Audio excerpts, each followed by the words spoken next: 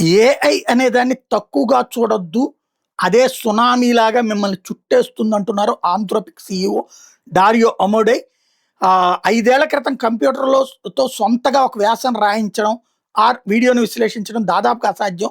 ఇప్పుడు AI models మానవ మేధస్సుకి సరిసమాన స్థాయికి చేరుకుంటాయి. ఏఐ ఒక రసాయన చర్య లాంటిది.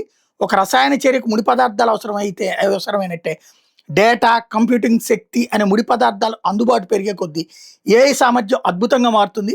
ఈ అనూహ్య మార్పుల వల్ల రాబోయే ఆర్థిక, భౌగోళిక, భద్రతాపరమైన పరిణామాల మీద ప్రభుత్వాలు, ప్రజలకు ఇంకా పూర్తి అవగాహన రాకపోవడం ఆందోళన కలిగిస్తోంది. ఏఐని అత్యంత సురక్షితంగా, బాధ్యతాయుతంగా అభివృద్ధి చేయాలనే లక్ష్యంతో నేను ఓపెన్ ఏఐ నుంచి బయటకు వచ్చి ఆంథ్రోపిక్‌ని స్టార్ట్ చేశాను.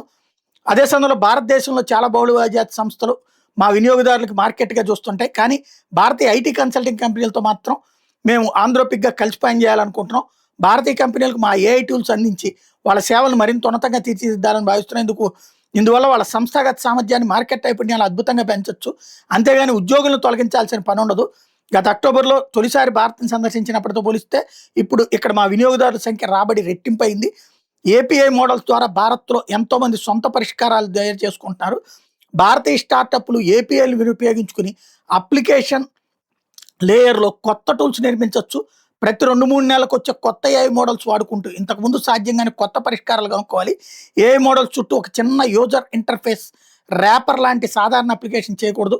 ఫైనాన్స్, బయాలజీ వంటి రంగాల మీద దృష్టి పెట్టి సులభంగా అనుకరించలేని బలమైన నమూనాలతో స్టార్టప్‌లు నిర్మించుకోవాలని చెప్తున్నారు.